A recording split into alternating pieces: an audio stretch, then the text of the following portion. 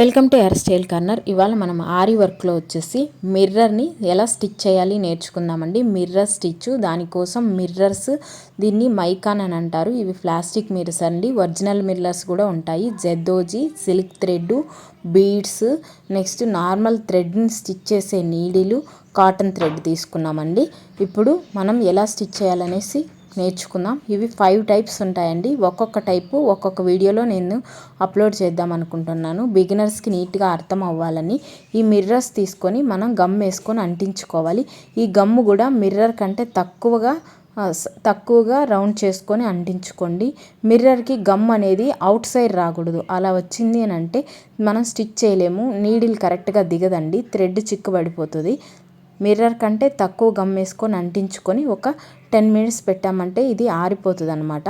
Next మనం ఎలా stitch చేయాలనేసి మిర్రర్ని నేర్చేసుకుందామండి. ఫస్ట్ ఇక్కడ నుంచి థ్రెడ్ పైకి తీసుకొచ్చిన తర్వాత ఒక సైడ్కి ఇలా క్రాస్గా తీసుకెళ్ళాలి. ఒక లాంగ్ స్టిచ్, అలాగే ఒక షార్ట్ లాక్ స్టిచ్, మళ్ళీ ఒక లాంగ్ స్టిచ్, మళ్ళీ ఒక లాక్ స్టిచ్, అగైన్ మళ్ళీ ఒక లాంగ్ స్టిచ్, ఒక లాక్ స్టిచ్. ఇది 5 కార్నర్స్ వచ్చేడిగా చూసుకోవాలి. ఒక లాంగ్ స్టిచ్, మళ్ళీ ఒక లాక్ స్టిచ్. ఇప్పుడు స్టార్ట్ చేసిన చోటుకే మళ్ళీ నీడిల్ అనేది వచ్చేస్తుంది. అక్కడ కూడా ఒక లాంగ్ స్టిచ్, ఒక లాక్ స్టిచ్ వేసేసాము. ఇది చూసామంటే మనకి మ్యాథమెటిక్స్లో పెంటగన్ షేప్ వస్తుందండి. 5 కార్నర్స్, 5 షేడ్స్ వస్తాయి. దీన్ని లాంగ్ స్టిచ్, లాక్ స్టిచ్ ఇలా స్టిచ్ చేసుకుంటూ ఒక 5 or 6 రౌండ్స్ వేసేసుకునేసేయాలి మనం. లేదంటే మిర్రర్ సైజుని బట్టి మీరు స్టిచ్ అనేది వేసుకోండి. మిర్రర్కి అవుట్ సైడ్ థ్రెడ్ వచ్చేడిగానే చూసుకోండి. ఇన్సైడ్ ఎట్లో స్టిచ్ చేయలేమండి. ఇన్సైడ్ స్టిచ్ చేయాల్సి వస్తే నీడిల్ అనేది బెండ్ అయిపోతుంది, మిర్రర్ పైకి వస్తుంది స్టిచ్. అలా కాకుండా ఇలా మనం మిర్రర్కి అవుట్ సైడే ఇలా స్టిచ్ చేసుకుంటూ వచ్చేసేయాలి.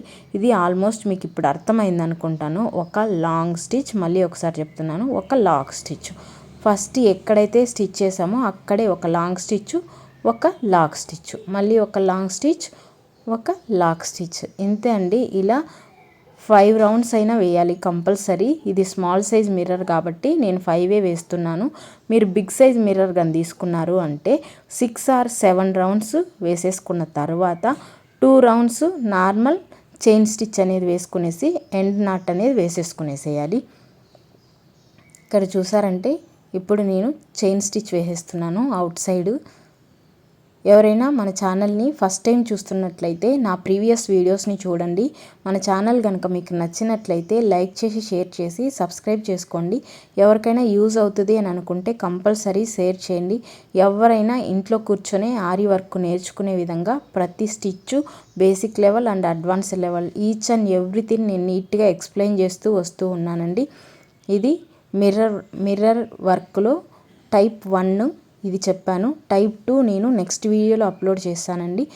ఇక్కడ ఫినిష్ అయినాక స్టార్టింగ్ ఎక్కడైతే చేసామో అక్కడ ఎండ్ నాట్ అనేది వేసేసుకునేసేయాలి. ఏ స్టిచ్ వేసినా ఆరి వర్క్లో ఎండ్ నాట్ కంపల్సరీ టైట్గా వేసేసుకునేయండి. ఇది మొత్తం ఫినిష్ అయినాక సర్కిల్ షేప్కి వచ్చేసింది. చూసారా, ఇలా వస్తుంది అనమాట ఫినిష్ అయినాక. ఇంతసేపు నా వీడియో చూసినందుకు థ్యాంక్ యూ సో మచ్.